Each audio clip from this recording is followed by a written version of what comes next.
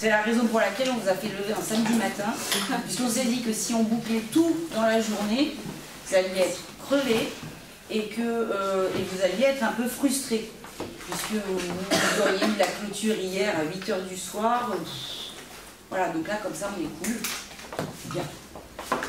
Et j'ai perdu mon co-animateur, donc il va falloir que je meuble. Je vais meubler. Donc l'objectif de cet atelier, donc le titre est aussi un peu ambitieux, puisque c'est le traitement idéal, enfin le traitement pluridisciplinaire idéal d'un dossier de victimes de violences conjugales. Donc l'idée de cet atelier, je vous préviens tout de suite, c'est une première, on ne l'a jamais mis en œuvre, et en plus on s'aventure, en tout cas moi, à utiliser des techniques qu'on ne maîtrise pas tout à fait, c'est-à-dire la ludopédagogie, puisqu'on va faire un match, et ça risque à un moment donné d'être un petit peu désordonné. Donc il faudra être indulgent. Ce qui compte, c'est pas tant la méthode, c'est surtout l'objectif qu'on s'impartit. Alors, pourquoi l'objectif? Parce que c'est complètement l'état d'esprit de cette session de formation.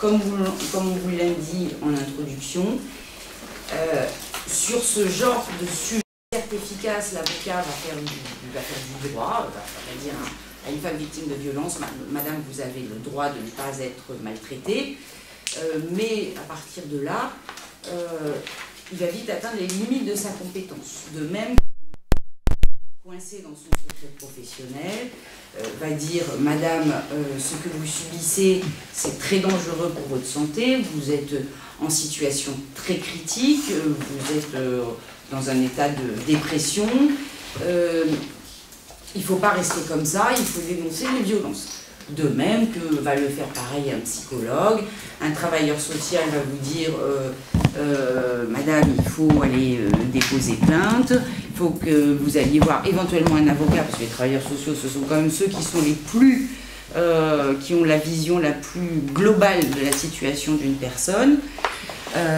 Mais chacun dans son coin, c'est pas terrible. Et donc, l'idée, c'est d'essayer de trouver les meilleurs moyens d'arriver à travailler ensemble, ce qui n'est pas du tout facile. Et donc, c'est l'état d'esprit de cet atelier, et j'espère que d'ici 1h30, on va arriver à proposer à tout le monde, dans le cadre de la restitution, ce fameux traitement pluridisciplinaire idéal. Si on n'y arrive pas tout à fait, c'est pas très grave. Pour ce faire, donc là, c'est Jean-François qui va prendre un petit peu les commandes, puisqu'on a décidé de faire un match. Et de séquencer ce match de manière limitée, ponctuée par une petite musique qui adoucit les mœurs, comme chacun sait.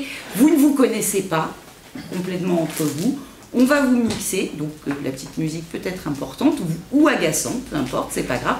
On va voir ce que ça donne. Et puis, évidemment, comme c'est un match, on va dire que le meilleur gagne.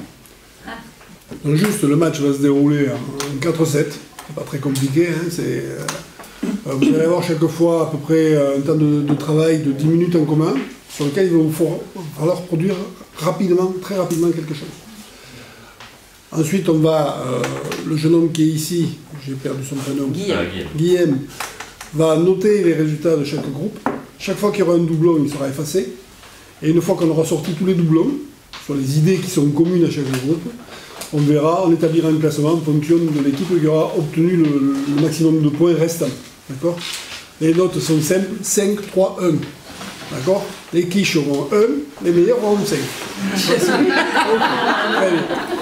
À la fin, on fera les comptes. Nous, on va régler le timing. Pendant que Caroline va vous donner quelques éléments de définition, etc., moi, je vais passer parmi vous pour savoir de quel champ vous êtes issus. Des professionnels de santé, des juristes, des travailleurs sociaux, etc. etc. D'accord? C'est moi qui vais faire la répartition. Donc elle n'aura rien d'aléatoire, sachez-le. Dès le début, les dés sont bipés, mais c'est exprès. Mais je vous l'avoue. Hein? Voilà, contrairement à ce qui peut se passer dans la vie, des fois, là au moins, c'est clair. Il y a un truandage de départ. Ok? Voilà. Donc je vais laisser Caroline vous parler de pluridisciplinarité. Je vais surtout leur de disciplinarité pour vous, c'est quoi? Allez-y les uns après les autres en levant la main, les plus courageux en tête. Pour vous, c'est quoi la pluridisciplinarité? Parce qu'il faut quand même qu'on se la définisse. Ce qui existe dans les maisons de santé, ce qui existe dans les maisons de santé pluriprofessionnelles concrètes, c'est-à-dire un travail en partenariat avec des échanges réguliers d'informations. Alors, ce qui existe dans les maisons de santé. Mais pas que les Mais pas que. Ok. Avec tout type de professions, justement, qui se rejoignent pour justement des réunions et des discussions collégiales. D'accord. Je crois que c'est l'échange d'informations. Oui, Au cœur de la complémentarité. C'est quoi pour vous la différence entre pluriprofessionnel et pluridisciplinaire? Voilà. Ah oui. Oui, Alors, ça À mon avis, c'est dans un même, ça peut être un festival, un colloque, ou une forme, ou enfin, voilà. Et il y a plusieurs, dans cette même étiquette générale, il y a plusieurs disciplines qui se ressemblent ou pourraient s'associer. Moi, je suis artiste, donc dans les festivals pluridisciplinaires, il va y avoir un lanceur de ballon, après une pianiste, et voilà. Il y a, dans une même programmation, ou même, il n'y a pas que la programmation, il y a plusieurs professions qui sont associées et qui ont un lien en commun. D'accord, mais donc la différence entre discipline et profession, et entre pluridisciplinaire et pluriprofessionnel. C'est la différence entre travailler côte à côte et travailler ensemble. Alors, ça c'est intéressant, elle a dit c'est la différence entre travailler côte à côte et travailler ensemble. C'est-à-dire qui travaille ensemble, qui travaille côte à côte. Moi, je peux juste une petite chose là. C'est très important le choix des mots. On dit beaucoup, on parle beaucoup de multidisciplinarité, mais en fait, il faut employer le mot interdisciplinarité. Excusez-nous. Inter, c'est très important parce que inter, c'est interaction. C'est-à-dire que nos actions vont se croiser et pas multi. On dit beaucoup multidisciplinarité. Multi, peut-être ça donne une impression de disciplines qui sont à côté des autres, des autres, alors que inter, ça veut dire qu'on va agir en interaction. Et déjà, c'est important. Pardon. Oui. Et puis juste, je voudrais dire que comment on fait pour travailler en interdisciplinarité, c'est déjà, on va partir d'un principe important, c'est qu'on doit partager la même connaissance, on doit partager la même culture du sujet sur lequel on va se retrouver. Il faut qu'on ait tous un peu le même langage. On va en parler, j'en parlerai un peu comment ça s'appelle dans ma culture. D'accord. C'est ça qui est essentiel. Voilà. Ok. Et puis, bien sûr, échanger, s'informer. Voilà. D'accord. Mais dans la santé, la pluridisciplinarité, pour nous, c'est prendre une problématique de santé publique et réunir les pluriprofessionnels afin d'avoir une prise en charge commune et de parler le même langage. Voilà. Pour nous, c'est ça. Parlez, je prends des notes. Hein. Alors, oui. Tu suggérais tout à l'heure de faire une distinction entre pluridisciplinaire et multi ou interprofessionnel. C'était intéressant votre remarque effectivement sur la première partie du mot, c'est-à-dire inter, pluri, multi. Donc ça on a bien compris. Et ensuite c'est la discipline et profession. Et discipline et profession, c'est la même chose, ça peut être plus. Moi j'aurais tendance à dire que la discipline est bien plus large et englobe des professions ça peut, voilà, et des non-professions. Voilà, ça peut être les deux. Interprofessionnel, c'est ciblé sur les professions. Donc c'est des professions. Vous voulez continuer en forme sonore ou climatisation? Sonore. Vous voulez continuer en sonore? Là, on est bien là. Là, ça va. On a le droit de Alors, je vous mets ça. D'accord, donc Ça alors, c'est toujours pareil. C'est la France, 50. Moi, je peux ouvrir la porte. Si je peux ouvrir la porte du frigo, on allume nos palais. Mais Dieu, c'est-à-dire tout. Il faut un peu de discipline pour avoir un traitement pluridisciplinaire. Donc, si on synthétise, on est bien d'accord qu'il y a une erreur, enfin, une imperfection dans la présentation du sujet et qu'on retient que le traitement idéal n'est pas pluridisciplinaire, mais interdisciplinaire. Est-ce que tout le monde est d'accord avec cette proposition-là? Et que par contre, on conserve le mot disciplinaire, qui est plus large que le mot professionnel, parce que en étant interdisciplinaire, on peut mettre plusieurs professions dedans, et on travaille non pas côte à côte, mais ensemble. Donc pour vous, la définition du sujet est claire. Ou presque. Comme je n'ai pas tout écouté, je suis d'accord avec vous, mais pas tout à fait. C'est une question de sémantique. Qu'est-ce qu'on va choisir comme mot? On veut tous dire la même chose. On veut tous dire la même chose et on choisit nos mots. C'est pour ça que je vous proposais. Je crois que je ne mets pas les mêmes choses que vous. Non, mais par exemple,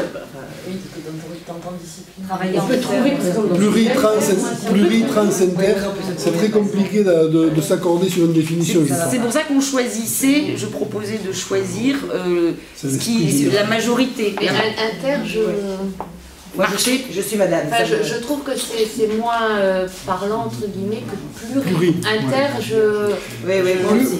J'ai beaucoup réfléchi là-dessus. On a beaucoup réfléchi. Sur le plan sémantique, je trouve que c'est pas... Moi, je trouve inter, ça veut bien dire interaction. Absolument. Ça.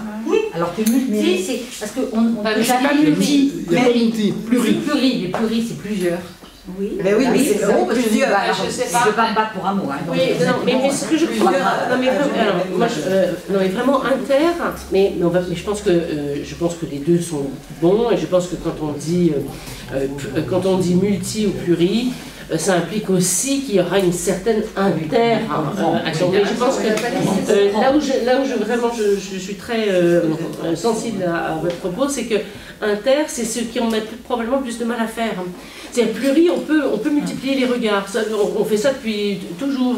On fait une réunion de réflexion. C'est souvent d'ailleurs des centres d'études, enfin dans recherche. On dit des recherches pluridisciplinaires. Et la recherche, bon, voilà, il y a une pluralité de regards.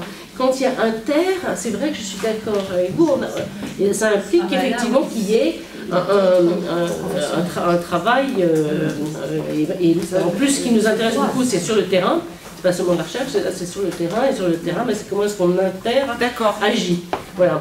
Et ce que je trouve bien, donc, maintenant ça c'était pour la première partie du mot, pour la deuxième partie du mot qui est professionnel ou discipline, je trouve que discipline peut rassembler plus, parce que ça peut être à la fois au sein d'une même profession, on voit bien, hein, nous-mêmes chez les avocats, on a des réflexions pluridisciplinaires, parce qu'il y a différentes disciplines du droit qui vont avoir à intervenir pour un regard plus global, juridique d'un sujet.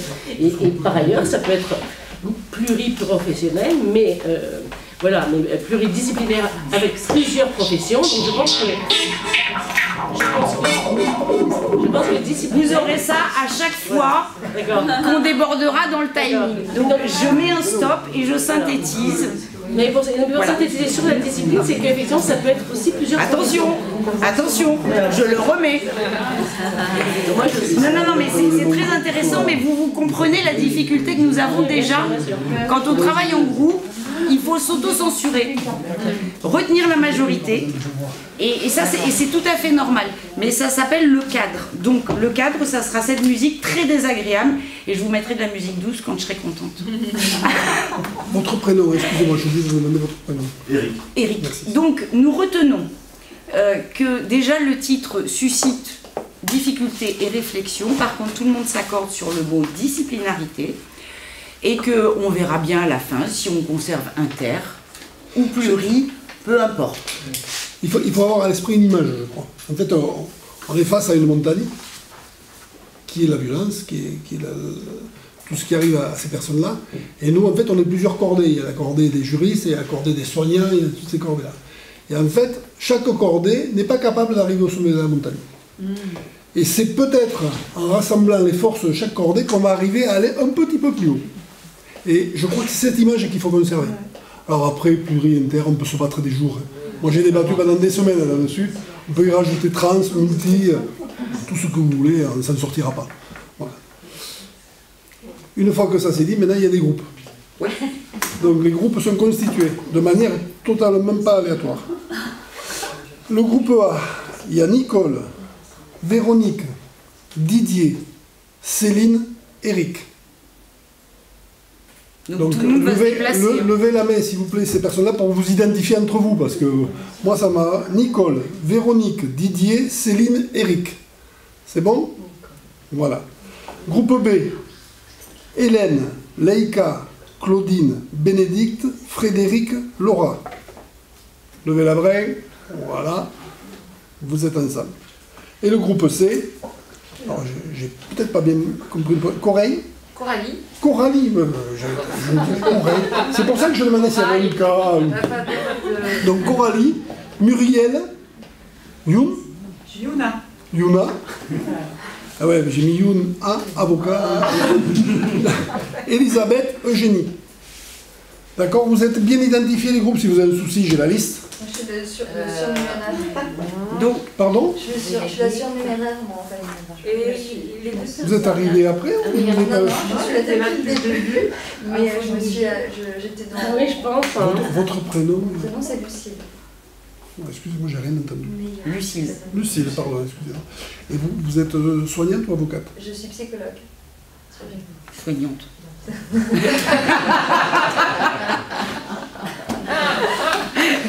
Elle fait partie des soignants, effectivement. Voilà. Donc vous êtes au groupe A avec Nicole, Didier, Céline, Eric, Lucie. Donc, et Véronique. Donc vous avez le temps de la petite musique douce que je vais vous mettre, enfin en sourdine, pour vous organiser dans la salle, vous déplacer. Donc en temps très court. Première question. Premier sujet. On va vous présenter. Oui, mais quand ils auront fait les équipes. Les équipes sont constituées. Non, il faut qu'ils se déplacent. Ah, alors regroupez-vous. On va vous expliquer après. Oui, non, il faut qu'ils se déplacent. Regroupez-vous, donc vous arrangez les chaises, vous vous débrouillez pour faire un groupe. On peut vous laisser ce coin-là si vous le voulez. Il n'y a pas de souci. Peut-être un peu moins fort. Non, c'est juste pour énerver qu'elle le fait. Elle s'éteint quand vous êtes installé. Donc, là, nous avons appelé Eugénie, Elisabeth, nous, Muriel, Coralie. Je pense que c'est bien.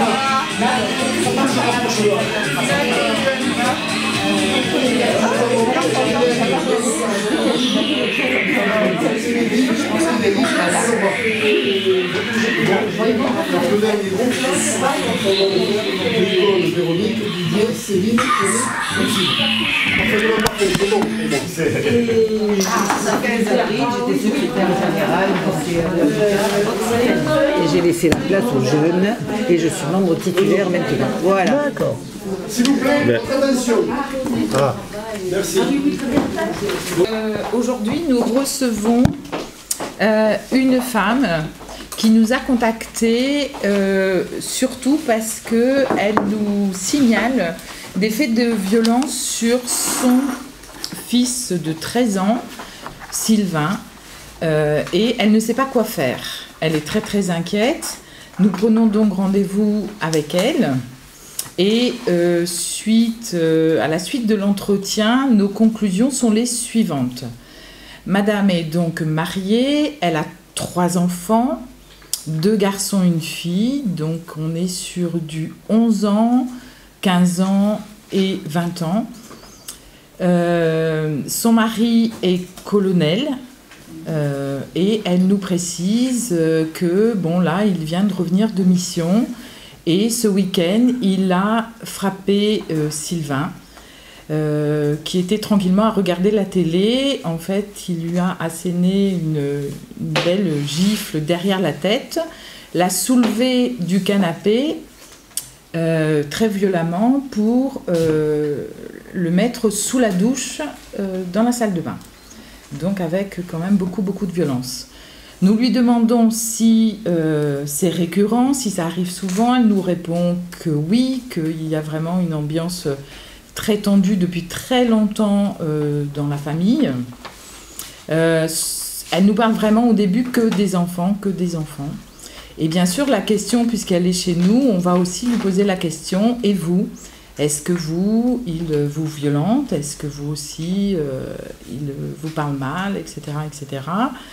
Elle nous dit que non, mais on s'aperçoit que plus tard, donc, le mari va à un moment donné être mis en garde à vue. Et là, lors de son dépôt de main courante, on va voir qu'elle est victime de viol depuis toujours. Hein, pour que les enfants soient tranquilles, tous les soirs, elle est voilà, victime de viol régulièrement.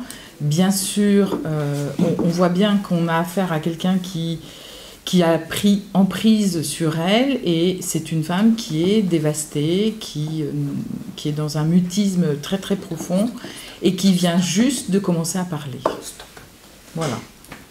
Donc, face à Laurence, cette victime de violence conjugale, quels sont les problèmes que vous identifiez par rapport à l'histoire qu'on vient de vous raconter? Vous avez 9 minutes.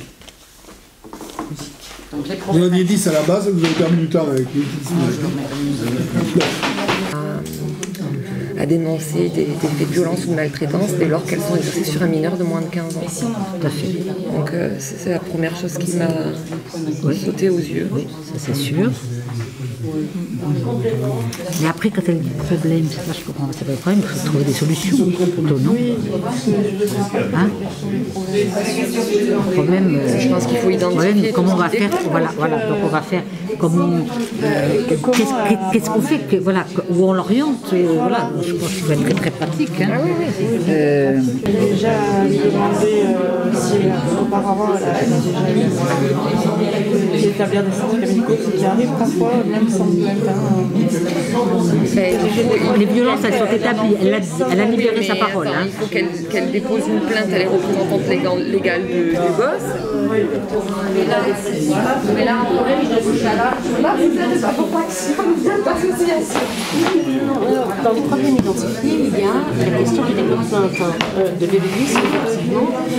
Les plaintes, je pense que donc peut-être que dans la première action, c'est de faire un état des lieux avec elle. Alors, pourquoi est-ce qu'on commence pas les problèmes posés? Pourquoi est-ce qu'on commence pas par la création d'une équipe pluridisciplinaire en disant d'abord il faut voir l'avocat pour identifier s'il y a eu des dépôts de plainte et s'il y a une plainte qui a été déposée pour faire un état des lieux avec elle de son parcours, la situation au moment où on la reçoit, ce qui a déjà été fait en amont et ce qu'elle souhaite. Oui. Et fiche état des lieux. Et ça, idéalement, est-ce qu'on peut pas suggérer avec qui ça peut être fait? Est-ce qu'on pourrait pas suggérer de dire voilà, c'est un état des lieux qu'on peut faire pour la cité vécue, la volonté, et ensuite les actions qu'il peut mener. Oui. Et idéalement, puisqu'on est dans l'idée, idéalement, il faudrait qu'il... Alors, quel est le référent? Alors, nous, c'est ce qu'on fait à l'association, interroger, prendre tous les renseignements, etc. Donc, nous, dans les associations, c'est quelque chose qui devrait être fait, et qui est sans doute fait d'ailleurs, je suppose. Il faudrait que toutes les personnes susceptibles de recevoir cette femme puissent faire cet état des lieux, notamment si elle va d'abord voir l'assistante sociale, que cette assistante sociale soit éventuellement formée à ça et cette fiche à faire. Parfois, des femmes vont voir des assistantes sociales en contact avec tout à fait les médecins. On est espionné, je vous préviens. Bon, je vais faire un petit compte rendu de ce qui se dit. Je propose qu'on s'écoute parce que sinon on n'arrivera à rien. Je crois que on est d'accord tous, identifier la problématique des enfants, la problématique de la femme et la problématique du mari. Du couple, ouais. Du couple, enfin du mari. Les enfants, la première question, il y a eu violence sur un enfant. Question, est-ce qu'il y a eu violence sur les deux autres? Voir ce qu'on va faire, il faut savoir ce qu'on a à faire, ce qu'on a à soigner. Vous venez de l'identifier du coup sur les trois. Ça revient au même, non? Non, il faut pas du envoyer tout. un médecin. La question de savoir s'il y en a un qui est mineur et l'autre pas, à mon idée à moi, c'est pas l'essentiel au départ. C'est pas l'essentiel au niveau procédure, on verra. La deuxième question, c'est elle, manifestement, elle ne dit pas tout. Excusez-moi, et enfant mineur et enfant majeur, Oui, c'est pas les mêmes. les juges, procédures seront différentes, mais d'abord identifier est-ce qu'il y a un problème sur les 3 enfants ou pas. Ou est-ce qu'il n'y en a qu'un seul qui subit Il n'y en a qu'un seul, et est-ce qu'il y a eu un seul épisode? Ça appartient à l'enquête. Oui, ça. mais- Dès lors qu'on a dénoncé, c'est l'enquête qui dira s'il y en a plusieurs. Nous, on n'est pas enquêteurs. La question que nous, on a à se poser, c'est qu'est-ce qu'il va falloir lui faire dire. Nous, on livre qu'on a connaissance qu'au sein d'une famille, un père serait, et on utilise le conditionnel, un père serait violent, exercerait de la violence sur au moins un des enfants dénoncés par la mère, peut-être les autres enfants, peut-être elle. Il est Voilà, sûr que c'est comme les ça. autres enfants, puisque dans son dépôt de main courante, dans sa main courante lors de la garde à vue de son mari, j'ai ses enfants, elle était violée régulièrement pour protéger ses enfants. Donc, in fine, ça veut dire que ces enfants ont tous les 3 subi des violences. Ça, c'est l'enquête peut-être qui le dira. à des stades différents. C'est l'enquête, ils seront tous En tout cas, c'est tous entendus. il y avait un Je m'excuse, là, on n'est pas au stade. Non, mais Oui, c'est pour ça qu'elle subit tout ça. Est-ce qu'on est au stade où on va dénoncer au procureur ou est-ce qu'on est au Ah stade si, il y a un enfant, des enfants mineurs qui faut dénoncer. ou est-ce qu'on est simplement au stade où on a quelqu'un en face de nous dont on cherche à identifier tous les problèmes? C'est pas au médecin de faire l'enquête. Non, mais Là, je on a parle- connaissance d'un enfant, celui dont elle parle, qui est mineur et qui est elle dénonce, qui subit des sévices au moins. Donc après le reste se décante. Mais à partir de ça, il faut faire. Alors suivant les lieux, c'est ce dont. Alors, justement, la première chose à faire, c'est la protéger. La première chose à faire, c'est la protéger. Donc, d'autant qu'il est amené en garde, comme il est en garde à vue, en garde. Quand ils sont en garde à vue, eh bien, les associations, Ce que je fais, moi j'ai l'association Réseau Carpentras, qui s'occupe des femmes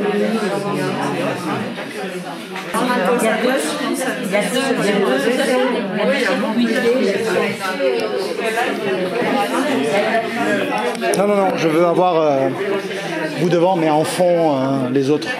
Comme si vous... Non, bouge pas, tu restes, on te verra pas. On verra juste le dos, mais je veux juste voir. Toi, tu seras en flou, et on va voir le public. Mais là, tout de suite, là maintenant Non, bouge pas, continue, fais ce que tu as à faire. Si on est simplement des écoutants d'une femme qui nous raconte cette histoire, on ne va pas très loin. C'est après avoir dénoncé. D'accord? Car Laurence, dans cette situation, on est sur les problématiques. Bien. Les problèmes, les problématiques. Juste les problématiques. Le groupe A. Le groupe A. Alors, Nicole, Eric, Didier, Céline, Lucille, Véronique. Nous vous écoutons. Alors sur les 3 problématiques qu'a cette femme, c'est sa problématique personnelle, mais celle de ses 3 enfants, pas seulement celui qui a été le déclencheur. Et puis il y a la problématique du mari qui a manifestement besoin d'être soigné. Simplement, ce qui n'a pas été précisé et on ne sait pas, c'est quelle est notre problématique à nous. Comment est-ce qu'on se situe dans cette question? Est-ce qu'on est simplement des écoutants d'une femme qui raconte cette histoire, auquel cas on signale ou on lui demande de porter plainte et on s'arrête là? Ou est-ce qu'on est quelque part dans une position de soignant, on va dire, ou d'écoutant pour un avocat, auquel cas on va essayer de lui faire préciser ces 3 points. Vous êtes une équipe pluridisciplinaire. D'accord. Ce qui a été posé d'entrée. Donc, ce qui répond, me semble-t-il, à ta question, c'est-à-dire, ce que tu as avancé, c'est la vie de chacun qui compte, qu'il soit soignant ou écoutant, enfin, avocat. Ah ben la vie des 3, c'est qu'il y a les 3 problèmes résolus. Je valide ce que tu dis. Avec quand même une différence entre les mineurs et les majeurs. Oui, mais ça, après, c'est le traitement de la chose. Et le traitement de la chose, il ne regarde pas l'équipe pluridisciplinaire. Il regarde manifestement la justice. Oui, mais ça rentre dans la pluridisciplinaire. Donc l'équipe pluridisciplinaire, compte tenu des informations qu'elle reçoit, c'est-à-dire qu'il y a un enfant mineur qui subirait des violences. Et peut-être ensuite, avec la main courante, qu'une femme serait peut-être victime de violences, recherche dans son équipe qui va faire le signalement. Et il y a un signalement à faire, rien que sur le principe qu'il y a un enfant mineur qui subit des sévices. Là, on est déjà au-delà de la question, me semble. On est au-delà de la question. D'accord. On est d'accord. Le groupe B, c'est celui où il y a Hélène. Alors, nous, on estime dans notre équipe pluridisciplinaire que la première chose à faire, c'est d'écouter cette femme et de faire une espèce d'état des lieux de sa situation par le biais éventuellement d'une fiche extrêmement détaillée. Savoir d'où elle vient, quelle est sa situation actuelle, sa situation avec son mari, les enfants, est-ce qu'il y a déjà eu une procédure d'engagé, est-ce qu'une plainte a déjà été engagée, enfin faire un véritable état des lieux. Une fois qu'on a fait cet état des lieux, on lui propose des solutions avec différents intervenants. Un avocat pour l'aider dans ses démarches, le dépôt de plainte si ça n'a pas été fait, la saisine éventuelle du juge des enfants dans le cadre d'une assistance éducative, on la redirige éventuellement vers un psychologue. On lui propose... Je me permets de vous arrêter. Oui. Pareil, je ne vous demande pas de me raconter toute l'histoire. Alors, une fiche. Une fiche, voilà. Point par point, les problèmes que vous avez identifiés. Parce que là, vous êtes déjà dans la curation. Vous êtes déjà dans les solutions. Vous me proposez, là, vous me proposez l'exploration et la curation. Ce que je veux juste, c'est les problèmes. Donc, on identifie des problèmes de violence, vraisemblablement du père sur les enfants, vraisemblablement des violences sur cette femme, et des viols entre conjoints. Voilà ce qu'on identifie, d'après ce que vous nous avez expliqué. Ok. Le groupe C avec Coralie. Youna. Alors, nous avons... Oui, nous, on a détecté une urgence et on a un problème à régler, c'est comment la protéger par rapport à la situation, elle et ses enfants. Comment la protéger? Donc, voilà. Comment la protéger? Les preuves de ce que les enfants subissent, etc. Donc, il va y avoir aussi la difficulté de la preuve. Pour pouvoir... La difficulté de la preuve. Donc, la diriger aussi pour qu'on puisse réunir des preuves. Ça, c'est une difficulté aussi. Le mari peut dire, moi, j'ai rien fait. Donc, c'est un problème aussi à régler. Après, il y avait quoi d'autre? Les enfants. Les enfants. Oui, mais après, on va plus loin. Parce que nous, on est dans la protection immédiate. On a pensé à tout ce qui était juridique. Les actions. Les actions, la protection. Voilà. Et des enfants. Il faut s'écouter d'un groupe à l'autre parce que vous prenez des notes. Et l'intérêt, c'est de s'écouter pour voir les autres. Anticipez pas, vous aurez le temps. En premier lieu, on parlait de l'urgence. Donc, c'est mettre à l'abri. Donc, cette femme avec ses enfants, donc contacter foyer, association, on va trop loin. On s'en fiche. Le deuxième point essentiel, on va être confronté ultérieurement à une question de preuve. Donc c'est contacter les professionnels médicaux et autres pour identifier tout de suite les difficultés psychologiques et physiques. Et troisième point, c'était les actions qu'on allait engager. Nous, après, on était partis sur les actions engagées, protéger les enfants. Protection, identification des problèmes physiques et psychologiques. Les actions qu'on engageait. C'est pas le problème. Alors, le débrief, vous l'avez compris vous-même, c'est que vous avez eu le réflexe tous d'aller directement aux solutions avec vos propres expériences. Donc les avocats en majorité, j'imagine, dit il faut déposer plainte, il faut l'ordonnance de protection, etc. Et les métiers médicaux ont plus dit ben voilà, il faut séparer les problèmes, il faut bien clairement identifier la problématique de la mère, du mineur, du majeur, parce que du côté des médicaux, il y a cette fameuse qui sous-jacente obligation de signaler pour les mineurs. Pourquoi des médicaux? Il y a des médicaux là? Le groupe. Il s'est mixé. Oui, je sais bien que c'est mixé, ça je sais bien. Ben oui. Ouais. Enfin, il y a un groupe où il y a une majorité de soignants. Voilà. Donc.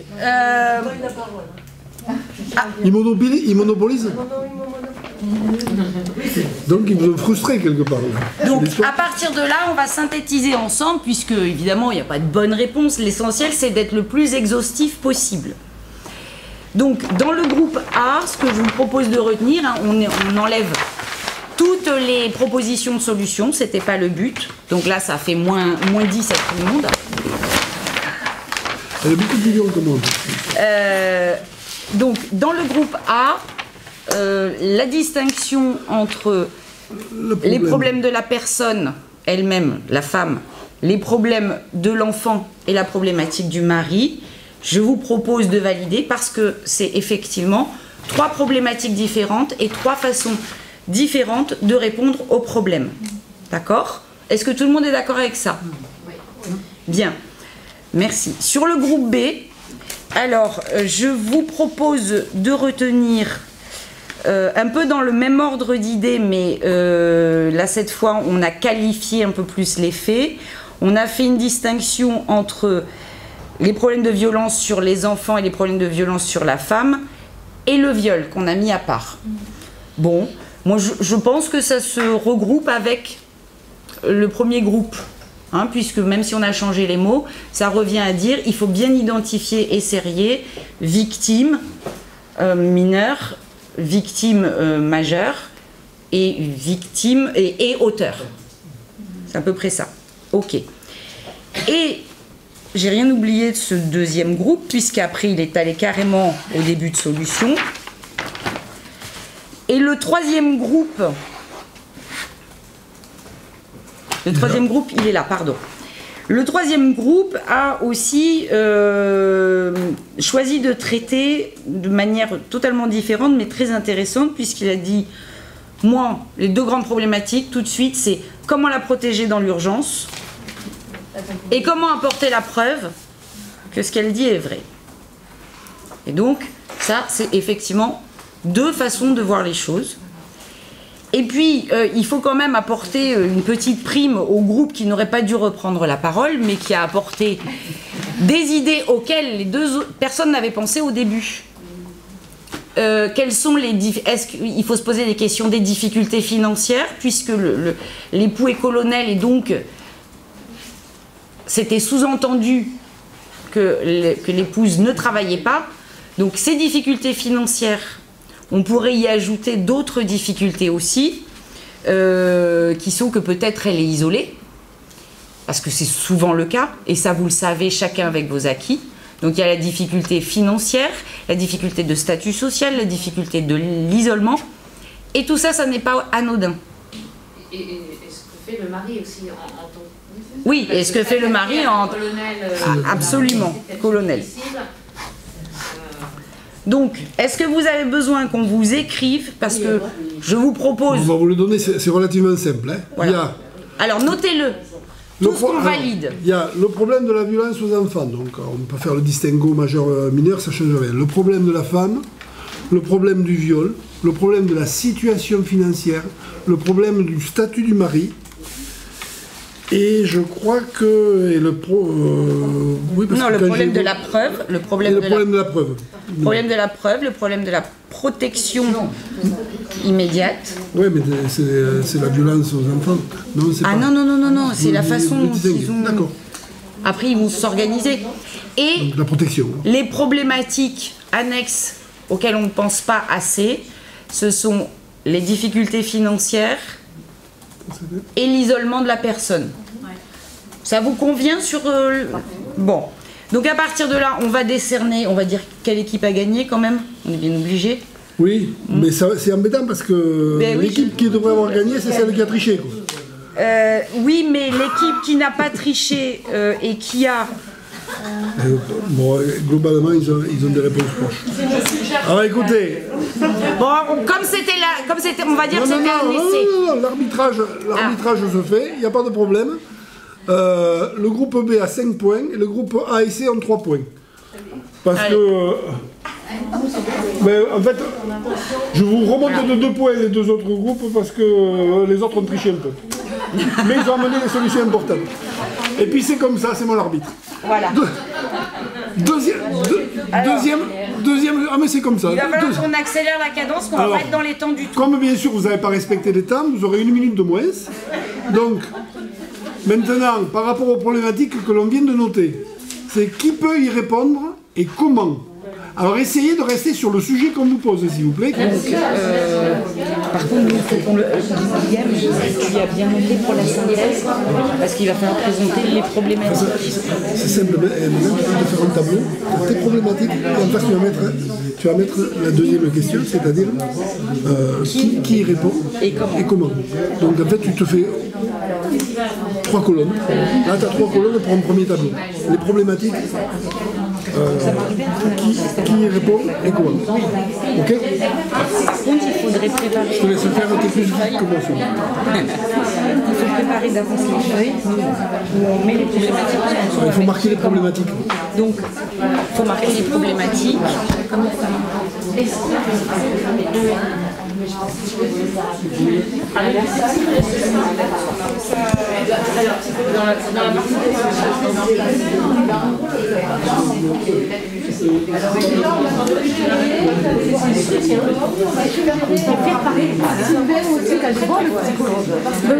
Il va, c'est qui?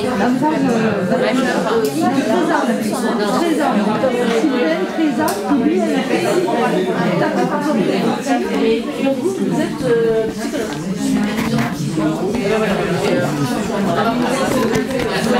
vous êtes l'interprofessionnalité.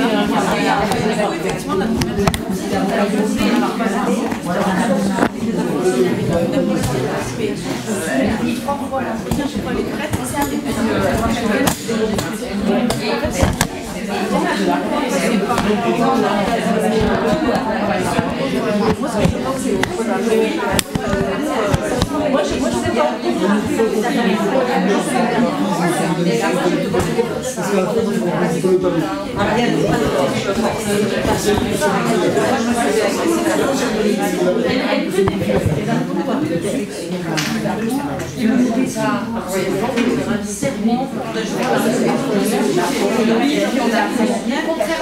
Qu'est-ce qui se passe? À quoi ça sert? Alors,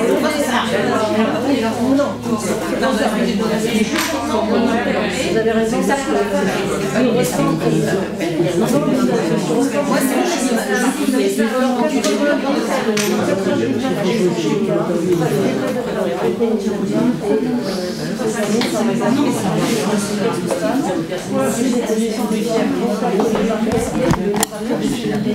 Pas donner suite. Alors quand c'est très urgent. Là, il va donner suite, mais c'est des mineurs. Là, il va donner suite. Voilà, donc là, on va donner suite. Mais je veux vous parler par rapport à votre expérience. Quand vous avez un dépôt de plainte où il n'y a pas de suite de données, vous pouvez déposer plainte également auprès du procureur de la République. Oui. Directement. Et là, après, vous demandez la désignation d'un juge d'instruction pour qu'il y ait une Dans le cas précis, si c'est un médecin qui reçoit ses confidences, il a une obligation de signalement. C'est ça, absolument. Pas plainte. Absolument. Protection, parce qu'il y a des méthodes une liste de documents qu'elle peut Internet, parce que souvent elles s'en va en urgence. Donc ça, on arrive à faire dans l'urgence. Voilà. Et après, voilà, c'est cette histoire de logement. Parce que oui, le statut du mari, c'est peut-être le logement aussi. Mais dans l'immédiat, franchement, bon, c'est vrai qu'après, il y a tout un peu protégé dans un logement. Oui, c'est ça. Je vais lancer en fait épreuve, protection immédiate, situation financière, isolement des personnes. Protection immédiate. Protection immédiate. Alors on a. Il y a une situation financière. Vous voyez, l'aide juridictionnelle. Ben, je crois qu'il y a un problème avec les huissiers, parce qu'il y a certains actes qu'on doit faire signifier. Ah oui, alors moi j'ai la possibilité de demander au parquet qu'on puisse cacher son adresse, je l'ai déjà fait. Ah oui, oui, ça je l'ai fait dans une procédure de protection. Donc ça la protège vraiment parce qu'on ne sait pas où elle est. Et si, donc protection immédiate. Ouais, le bracelet aussi. Donc on l'envoie dans et le téléphone, bracelet téléphone. Est-ce qu'on a synthétisé la problématique de la mère, la problématique de l'enfance, la problématique de l'acteur, la protection, besoin de protection immédiate, les difficultés financières. Et puis les enfants. Oui. Alors peut-être quand même que dans la psychologique, c'est se dire qu'est-ce qu'on attend d'eux. Tous ces soutiens, et c'est la conforter quand même dans le temps, pendant que le reste se fait. Je pense que c'est pour ça que ne pas se dire, c'est ce psychologue, on va le voir en dernier lieu, on va mettre en place tout de suite le rendez-vous médical. C'est pour ça que et je pense à un dernier truc, on parlait de l'éventuel isolement de cette femme, l'inciter à renouer avec sa famille et ses amis, pour recréer un lien social et voilà. Parce que souvent, c'est ce qu'on avec l'avocat, moi j'aurais envie de lui donner comme mission ici de faire le plus de guide financier. Oui, ça, ce sera dans la... Non, mais en disant qu'est-ce qu'on va... Ça, c'est ce que va faire l'avocat. C'est ça, qu'est-ce qu'on attend de vous? 2 minutes pour pas rebugger, pour que ce soit clair. Il y a des la problématique de la mère, la problématique de l'enfant, la problématique de l'auteur, le besoin des actions immédiates, de la point d'épreuve, l'isolement et le statut. Alors, les points militaires. Donc, je dirais que l'avocat, c'est ce qui est passé par le parce que la femme est pas reçoit quelqu'un de la fête. Oui, pas au but c'est ouvert là. Non, c'est financier, comme on a effectivement la problématique il y a un souci dans notre truc, c'est juste qu'on traite mal. Non, mais ça, on n'en sait rien. On traite pas la problématique de l'auteur. On parle de l'âne des enfants, on n'a rien dit sur l'auteur. Je pense qu'il faut. Alors, je suis un peu, je m'enculais parce que pour moi, il faut juste qu'il aille en taule. Mais moi, je pense que pour l'auteur, le dépôt de plainte de toute façon de l'auteur, normalement, tu n'as pas accès à l'auteur. Tu reçois la plainte de violence, donc l'auteur, sauf à lui suggérer d'aller faire signer. De continuer à retirer sa plainte. Là, on avait parlé de main courante, mais voilà, est-ce que la plainte, c'est important et de charger pour la question de l'auteur, sur la question de l'auteur, le fait qu'il soit colonel, c'était une difficulté. Peut-être qu'effectivement, il faut. On est un groupe d'écoute des femmes en détresse. Donc, non mais attendez, le cas pratique c'est que le gars, excusez-moi de vous interrompre, il est en garde à vue le gars, il y a déjà eu une plainte, c'est bon, il est en garde à vue. On a oublié cet élément-là, comment je l'ai oublié en tout cas. Il est en garde à vue. Il est en garde à vue. Si le procureur décide de mettre en garde à vue des fois. Mais non mais il y est déjà dans la pratique. Il est en garde à vue et on s'aperçoit qu'elle est...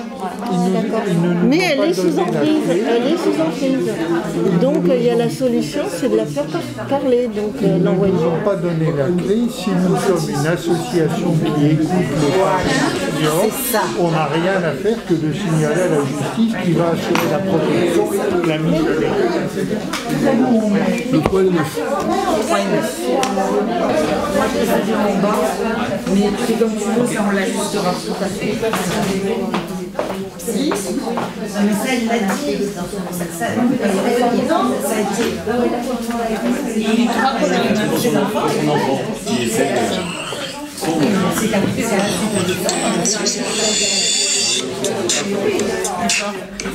je peux pas. Tu dois te connecter dessus, Karine. Ah, c'est pour ça.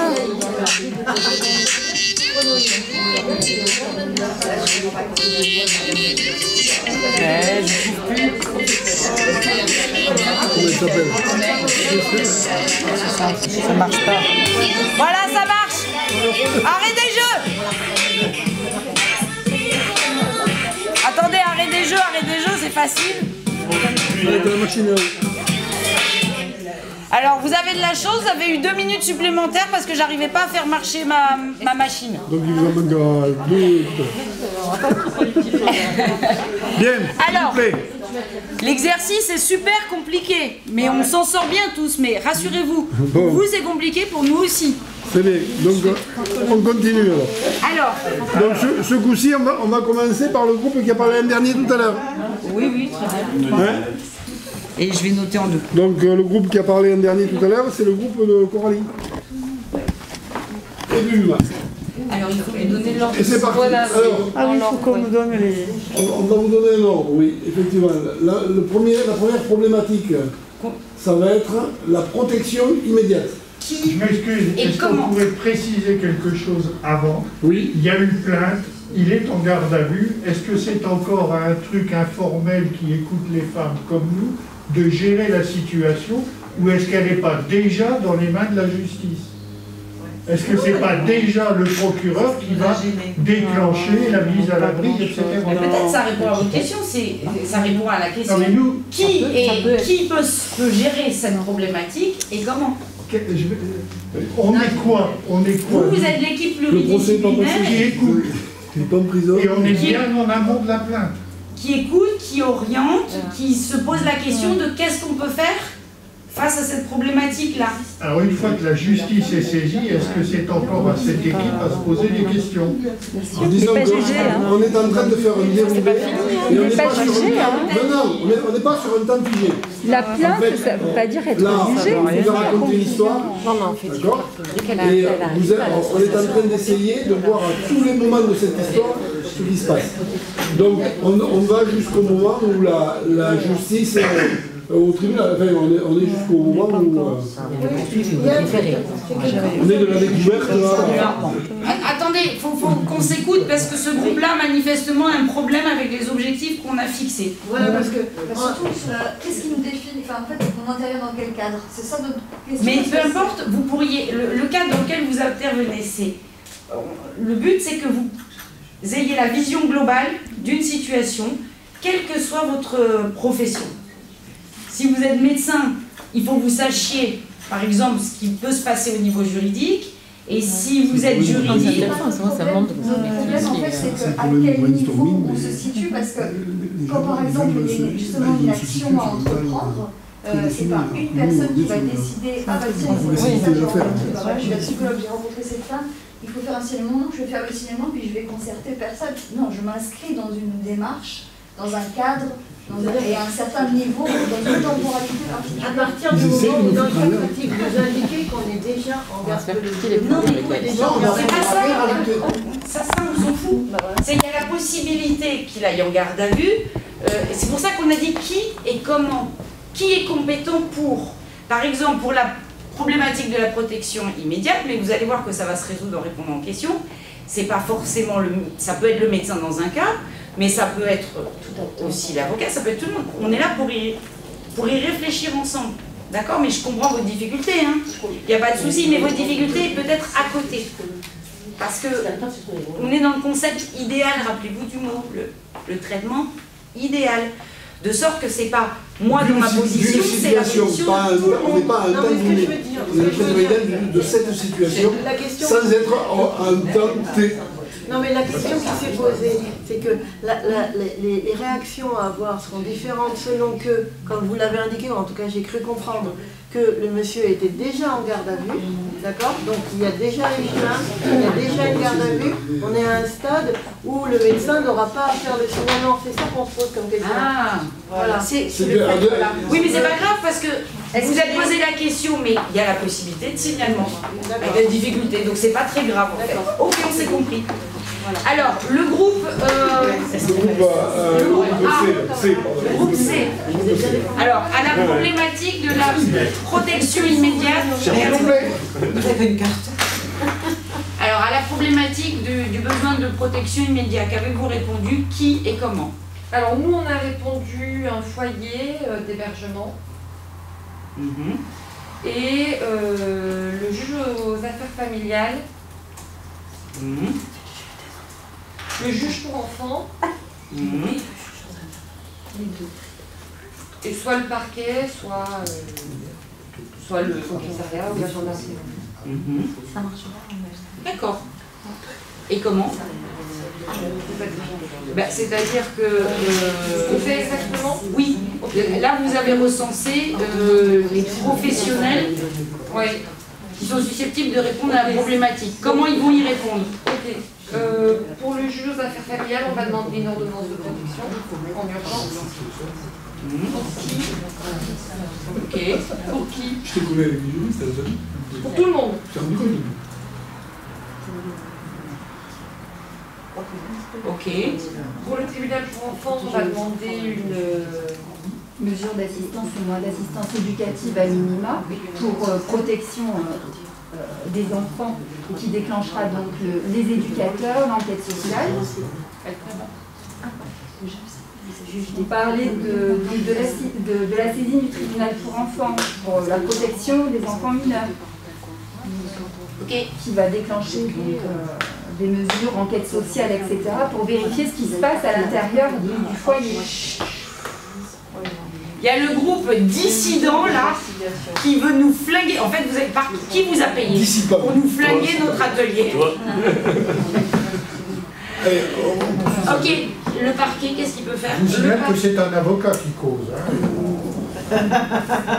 Le parquet, le parquet, il va recevoir un signalement, une plainte. Il va ouvrir l'action publique et mettre en mouvement. D'accord. Toutes les poursuites dont on a besoin, et puis le foyer d'hébergement, au foyer d'une association, il va s'occuper de les mettre à l'abri, parce que nous, ce qu'on craint, c'est que le monsieur étant colonel, on ne puisse pas le foutre dehors de chez lui, que ce soit un logement de fonction. Et on s'interroge du coup sur la possibilité de doter la femme et les enfants du logement, plutôt que d'essayer d'écarter le monsieur du logement. Merci, c'est bon pour vous? Alors, on va faire problématique par problématique parce que sinon on va pas y arriver. Ok, qu'avez-vous répondu de plus? Alors, de plus, pas grand-chose parce qu'ils ont été assez exhaustifs. Il y a éventuellement donc qui, à mon avis, c'est tout le monde. Tout le monde, toutes les personnes qui sont en contact avec une personne qu'il faut protéger immédiatement ont la possibilité de l'inviter à saisir le parquet et un avocat pour l'ordonnance de protection, donc tout ça ok. Appeler le 115, appeler le 3919, appeler via Femina Fama.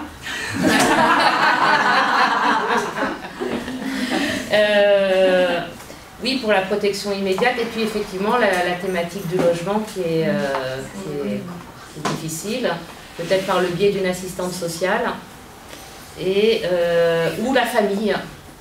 Essayer de suggérer de recontacter la famille ou les amis. De la façon dont ça a été évoqué, j'ai l'impression qu'il y a encore un truandage dans ce groupe. Parce que pour moi, l'histoire du logement, elle est venue parce qu'ils en ont entendu parler le groupe précédent.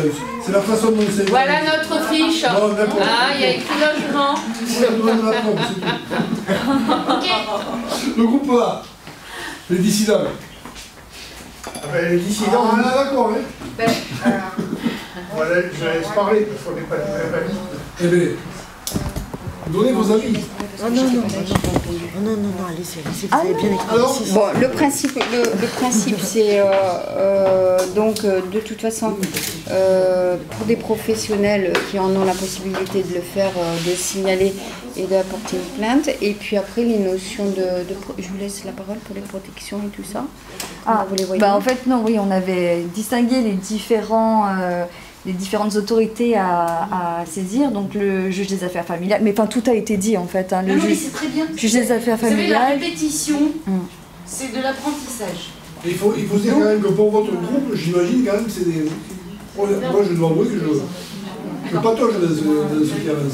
Alors, après on est bien complémentaires après. Donc si vous voulez ne donner que les plus, moi j'aimerais, puisque vous êtes passé très vite en disant, voilà, ça aussi. Vous êtes passé très vite, il faut faire le signalement. Ok, imaginez que on est tous de disciplines différentes, on ne sait pas comment faire le signalement nous. Donc enrichissez-nous. Le signalement, qui peut le faire? Donc j'attends la liste. Et dans quelles circonstances?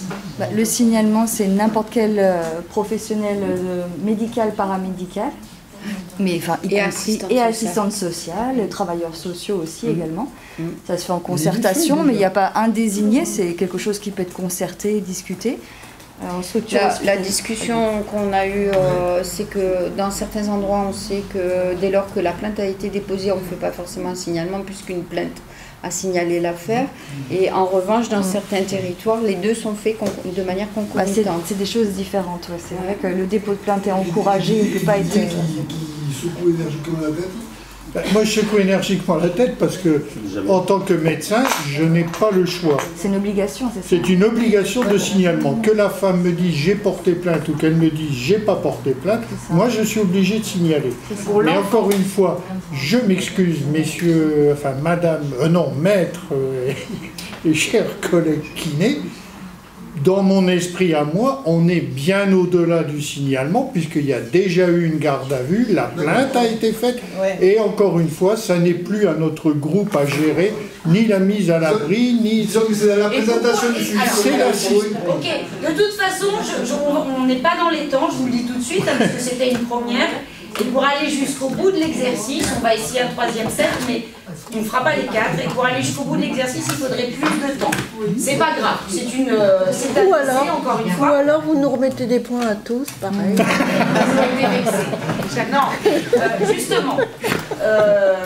Donc le docteur Labrusse a dit quelque chose d'extrêmement important sur lequel, moi je voudrais qu'on rebondisse, tant pis si on perd du temps. Il a dit à partir du moment où moi j'ai fait mon signalement en tant que médecin, ces problèmes d'hébergement, ces problèmes de mise à l'abri, tout ça, ça n'est pas de ma compétence. Il a dit, et c'est vrai, c'est-à-dire que techniquement, le médecin n'a pas à s'occuper de ces problématiques-là. Rappelez-vous ce qu'on vous a dit dans qu'est-ce que c'est que le pluridisciplinaire. Le pluridisciplinaire, c'est sortir de sa discipline pour pouvoir apporter un plus dans son accompagnement.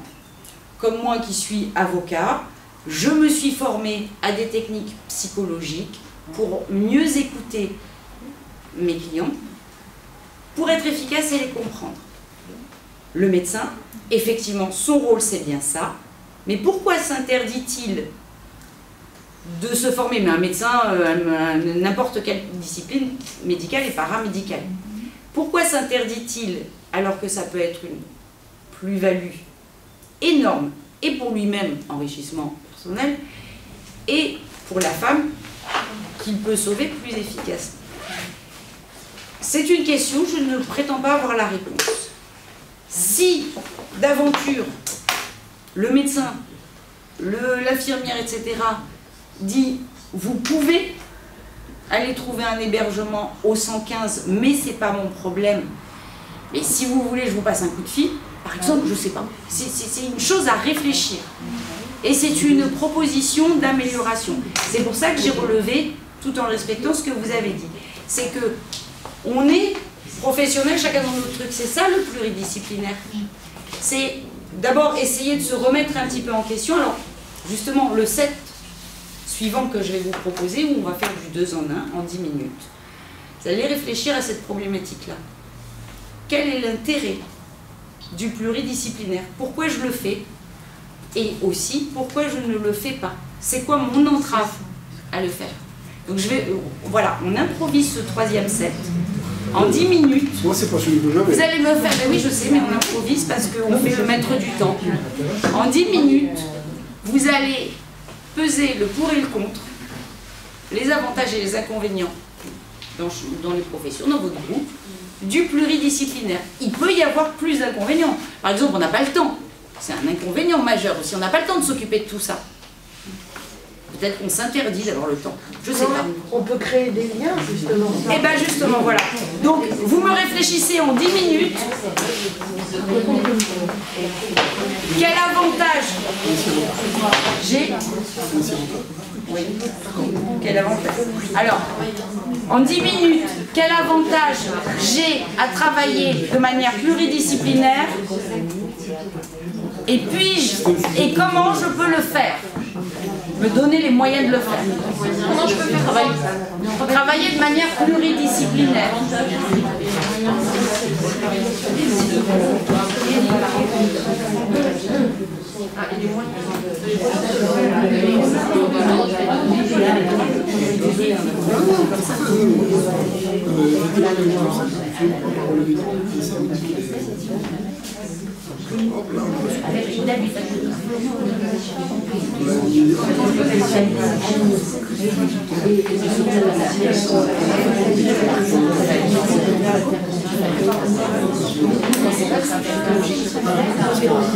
que là, il y en a quelques-uns.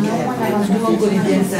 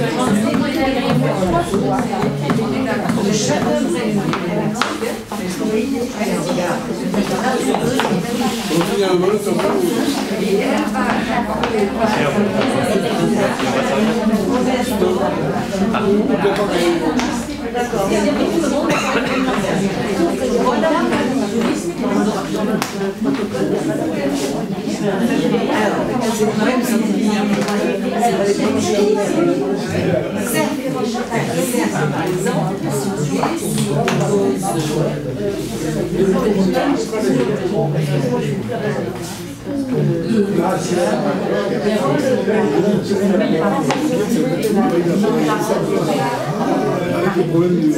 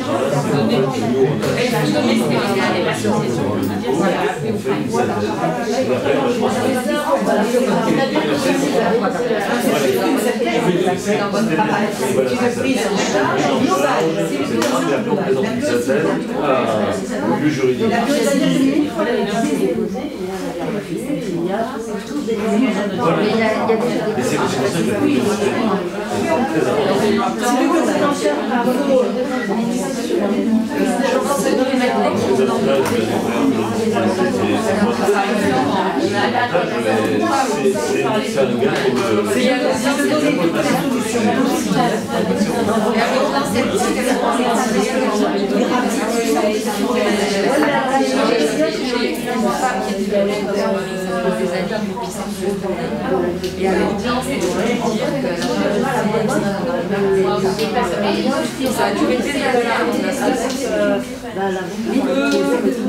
Parmi les moyens qu'on peut mettre, on a dit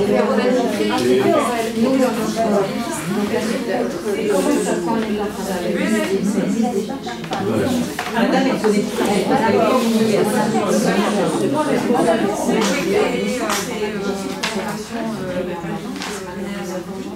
voilà. Il y a l'organisme qui s'appelle NDPC,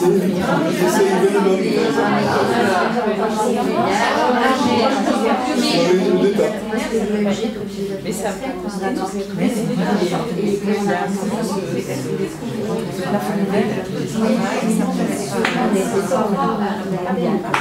déjà identifier les acteurs de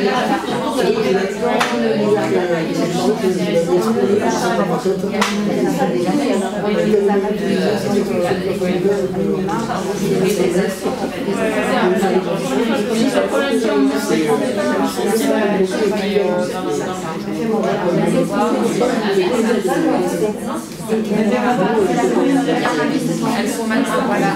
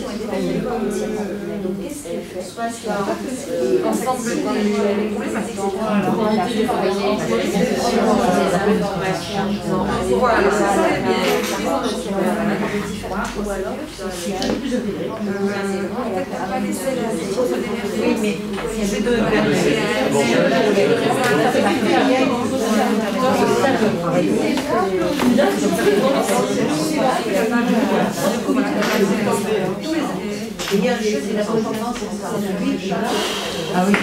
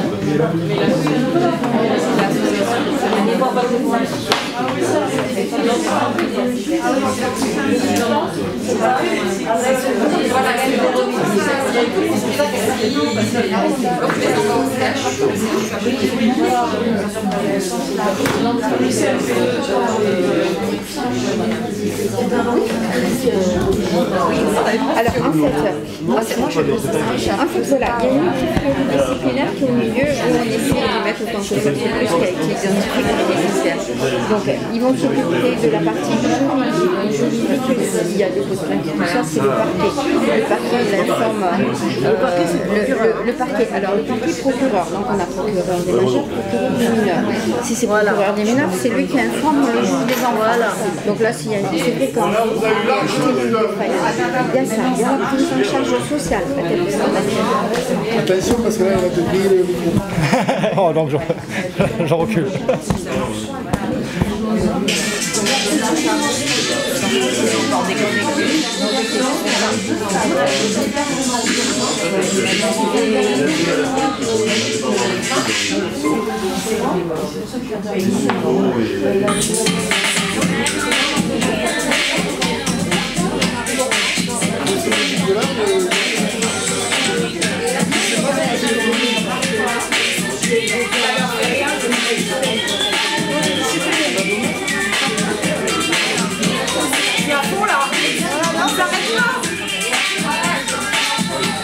Vous pouvez revenir tout de suite.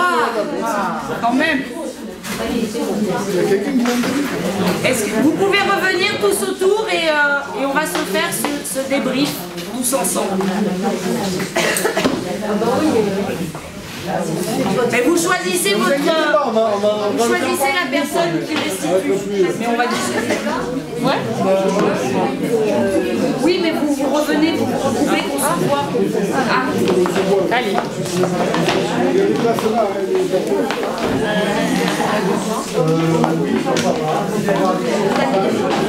Je sais pas si c'est c'est pas évident parce que ah oui, c'est plus bon là, il y a eu plus de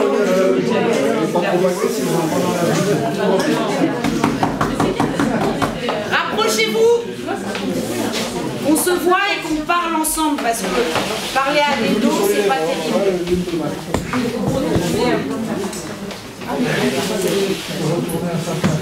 Et voilà. Revenez parmi nous, c'est parfait.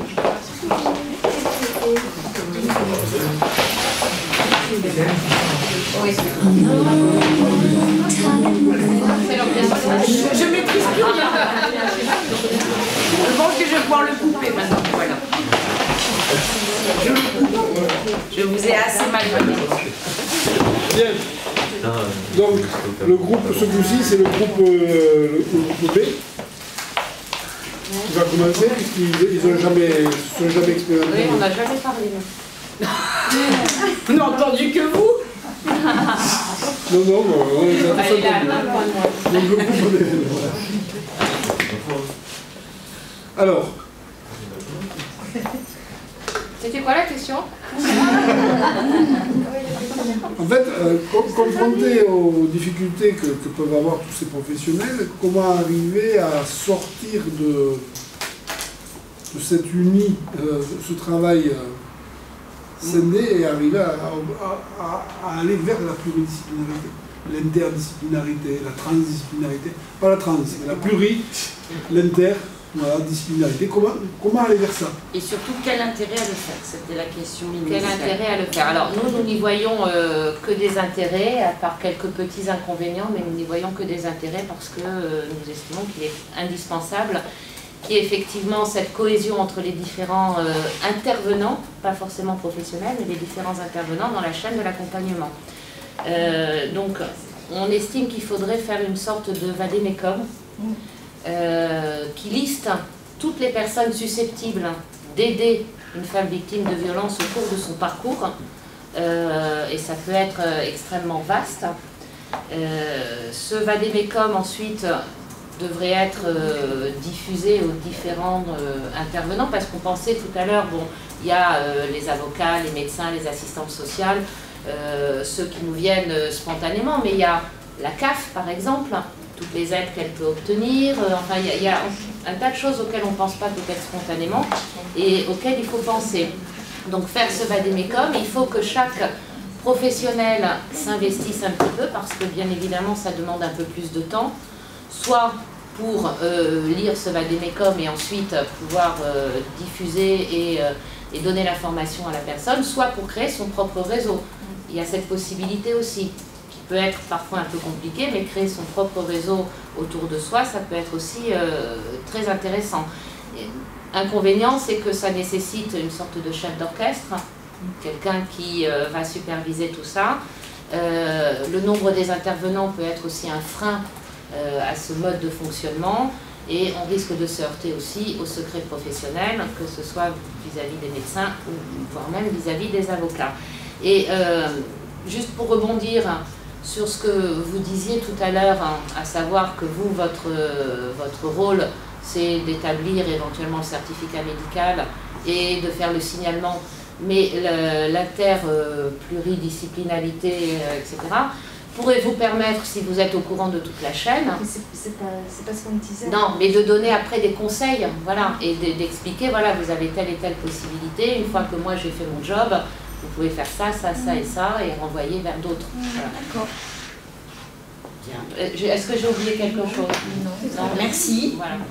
Merci. Alors, le groupe après, c'est qui comme groupe? Le groupe C. Oui, c'est nous. Oh, pardon, alors... non, ça va être ce groupe-là. Je vais partir en réponse, parce qu'en fait, c'est pas ce qu'on voulait dire. Ce qu'on voulait dire, c'était se situer dans cette arborescence-là, parce qu'on s'inscrit dans un réseau d'accompagnement, où qu'on soit. Et donc, du coup, où est-ce que je me trouve, moi, acteur d'accompagnement, à quel niveau je me trouve, et avec qui je suis en lien, je peux me mettre en lien pour, du coup, déployer, ou en tout cas m'inscrire dans le réseau. Et donc, la première étape qui nous paraissait essentielle, on revient toujours à la même chose, c'est identifier qu'est-ce qui a déjà été fait pour cette personne, c'est-à-dire qui est déjà dans le système, on va dire, dans le réseau, pour pas en fait faire des doublons, pour pas multiplier des acteurs inutiles, parce que le risque quand même, et là on parle vraiment du risque pour le sujet, pour l'accompagnement, c'est de perdre cette personne, de multiplier, de faire intervenir des acteurs qui ne sont pas essentiels en fait dans l'accompagnement, d'attaquer le lien en fait, parce que c'est quand même ce qu'on cherche à préserver et à rétablir, c'est le lien. C'est-à-dire de réinscrire cette personne et de la soutenir et de l'accompagner le mieux possible. Donc gardez en tête qu'on est indispensable, on ne peut que travailler en réseau, c'est impossible de travailler seul. Et donc quand on rencontre la personne à quel niveau qu'on soit, se dire voilà, bon moi qu'est-ce que je peux faire déjà dans mon rôle, dans mes compétences, quelles sont mes obligations, et puis ensuite, bah oui, effectivement, de se dire comment est-ce que je vais pouvoir travailler en fonction de là où je suis. Comme disait madame, moi j'ai la chance d'être dans une équipe transdisciplinaire, enfin pluridisciplinaire, et donc se dire, bon très bien, il y a différents plans, le plan social, le plan médical, le plan juridique, comment je vais orienter et comment je vais essayer aussi de pas limiter, mais moi j'ai toujours ce souci-là en tant que psychologue, et après sur un plan thérapeutique, de me dire je vais essayer quand même de limiter les interventions inutiles, pas perdre la personne. D'accord. Le plan financier. Ok. Mais je peux faire une observation? Ben, un ajout, surtout dans le groupe, parce que si elle est très courte, allez-y.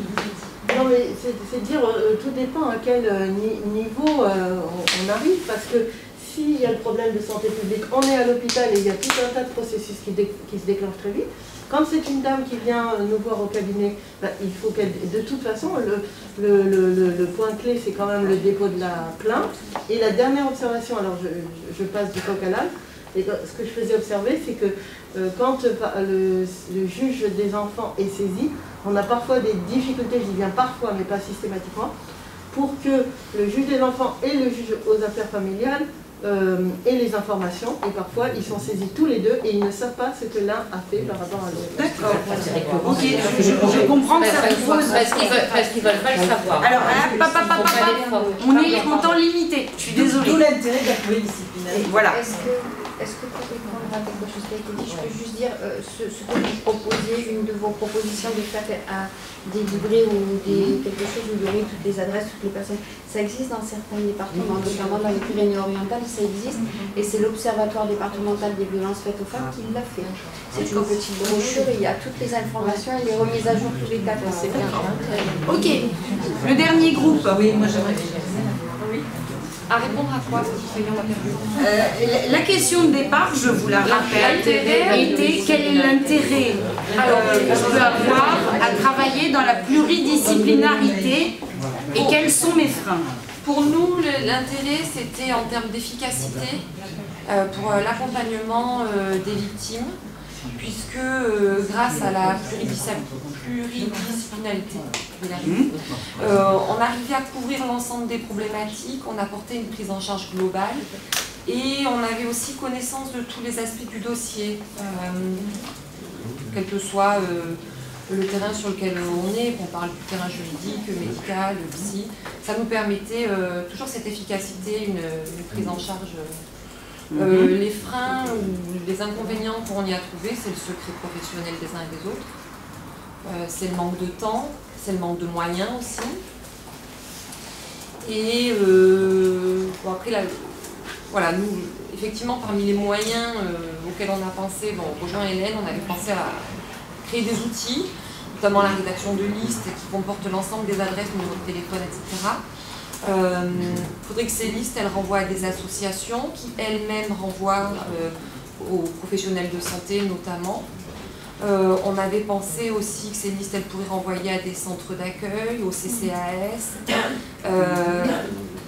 Mais la difficulté à laquelle nous, on a pensé, c'est que ces listes, il ne faudrait pas non plus qu'elles mettent en porte-à-faux en favorisant par exemple certains professionnels, tel médecin par rapport à tel autre, qu'il n'y ait pas des suspicions de prise illégale d'intérêt, ou délit d'initié, ou je ne sais pas quoi.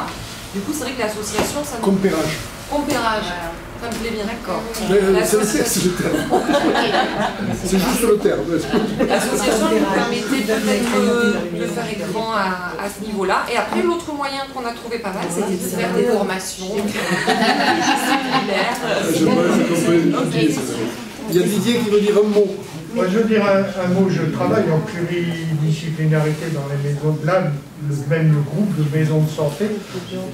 L'efficacité de la pluridisciplinarité, c'est quand il y a un responsable identifié de la personne qui joue le chef d'orchestre. Sinon, pardonnez-moi l'expression, mesdames, mais c'est le boxon. D'accord. Ce qui sera intéressant, si je peux prendre la parole, c'est quand on voit pour les... Vous le pouvez. Merci. On voit pour certains dossiers qui n'ont rien à voir avec le sujet, quand on doit faire une tentative de conciliation, nos ordres nous transmettent des listes d'associations à contacter pour pouvoir justifier qu'on est passé par cet organisme, enfin cette association, pour pouvoir poursuivre la procédure. Et c'est quand même intéressant que dans le 14, on puisse établir une liste d'associations des femmes victimes de violences qui soient à même de les mettre à l'abri, de les héberger, de déclencher les aides financières au niveau de la CAF avec des interlocuteurs qui sont en lien direct, qui serait quand même efficace, parce que qu'on soit médecin, avocat ou autre, on n'est pas nécessairement sensibilisé, mais quand on reçoit une personne victime de violence, avec cette liste, on pourrait lui la remettre et qu'elle ait accès elle-même directement à des professionnels de terrain associés au milieu associatif. D'accord, ok. Je vais une question. Ce sera mieux là. Non, parce qu'elle s'adresse au profil de santé.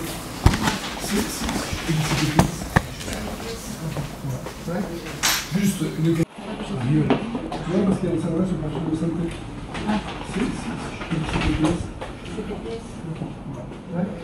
Juste une question au profil de santé. Désolé pour les autres, mais vous allez nous comprendre. Est-ce que vous ne pensez pas que les nouvelles structures, que sont les CPTS, vont trouver toute leur place dans la diffusion et la pluridisciplinarité? Pourquoi? Parce que ça c'est non seulement des professionnels de santé, il y a aussi des organismes, il y a des travailleurs sociaux, il peut y avoir des travailleurs sociaux, il peut y avoir la CCAS, etc. C'est quoi les CPTS? Communauté professionnelle de territoire en santé. C'est une nouvelle structure, un regroupement financé par l'État pour assurer une coordination de tous les acteurs sociaux, médico-sociaux d'un territoire. L'hôpital, la médecine générale, les maisons de santé, etc. Merci. Merci. Merci. Alors, je vais vous remettre la musique ou vous m'en dispensez? Merci. Donc, je vais faire la synthèse. D'abord, je vous remercie au nom de l'équipe des animateurs de vous être prêtés à ce jeu. C'était pas facile. Je pense que vous avez perçu vous-même le besoin de plus de temps pour discuter de tout ça et les freins que chacun peut avoir. Plein de bonnes idées ont émergé et plein de difficultés sont ressorties que j'ai entendues. Tout le monde s'accorde sur la pluridisciplinarité, mais chacun a une vision différente parce qu'il y a des choses qui se font déjà. Il y a la nécessité, parce que le risque de la pluridisciplinarité, c'est la dilution de l'information et la multiplication des actions qui peuvent se contredire et qu'il faut donc vraiment réfléchir à la façon de la mettre en œuvre avec un chef d'orchestre. Ça, c'est une excellente idée et je l'ai bien entendu. L'idée de faire un vadémécum alors qu'il y a plein de vadémécums qui existent déjà. Mais si cette idée d'un vadémécum surgit, ça veut dire quoi? Ça veut dire que ces vadémécums sont méconnus et que peut-être ils ne sont pas suffisamment adaptés à la réalité d'un terrain. C'est-à-dire que vous allez trouver des vadémécums au niveau national, l'équipe de la MIPROF qui sont très très bien, super et tout, et dont moi je me sers beaucoup. Vous allez trouver au plan local les premiers numéros utiles dans lesquels il n'y aura pas forcément toutes les bonnes idées de la MIPROF avec comment bien accueillir, les mots-clés, etc., etc. Et il y a un besoin peut-être de fusionner les deux ou que chacun, en fait, le secret, c'est que chacun se le constitue, que ce soit de manière écrite ou par habitude. J'ai mon propre réseau, je le crée et je me sers de telles informations et je fais l'effort de recours. Et ce sont des très bonnes bonnes idées. Ce qui m'amène à la dernière question où vous vous êtes censuré et où vous ne m'avez pas rendu mon exercice facile, puisque mon exercice, vous l'avez bien compris, je suis militante, je prône pour cette pluridisciplinarité dans l'intérêt des victimes et je l'ai vu mettre en pratique par des associations qui le pratiquent en ayant fait cette synthèse de tout ça. Mais là où vous êtes auto-censuré, alors que moi j'avais besoin que vous vous lâchiez pour aller vendre avec mon bâton de pèlerin cette pluridisciplinarité nécessaire pour les victimes de violences, c'est la question quel intérêt on y trouve. Et je vous ai dit quel intérêt vous y trouvez. Et c'est très bien de s'être auto-censuré puisque vous avez dit c'est dans l'intérêt des victimes, on est plus efficace. Et puis a été sous-entendu, et fallait le dire parce qu'on est entre nous, c'est vrai que ça a été filmé, il ne faut pas se faire peur, c'est pas mon rôle, j'ai des problèmes de manque de temps et j'ai des problèmes de manque d'argent qui font que je ne le fais pas. Et moi je vous ai demandé de réfléchir, alors je vais vous donner moi ma vision, pourquoi je le fais. Alors que j'y perds du temps, j'y perds de l'argent, alors que je le fais pour l'idéal que j'ai cultivé, et ça c'est personnel à chacun. Et je le fais aussi parce que ça me facilite mon exercice.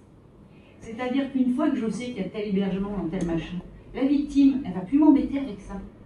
Parce que ma victime, elle va me demander autre chose que ce que je peux faire pour elle. Si je l'oriente bien, ça me facilite la vie. Si la victime va me déballer pendant 3/4 d'heure dans mon cabinet, tout un tas de détails qui me sont, dans mon exercice professionnel, totalement inutiles, mais qui pour elle, lui font du bien, je vais l'écouter une première fois. Et je vais lui dire pour le reste, comprenez bien que je l'entends, vous avez besoin de parler, mais ça ne m'est pas du tout utile pour vous aider. Par contre, vous pouvez aller parler à un psychologue, ça vous fera vachement bien.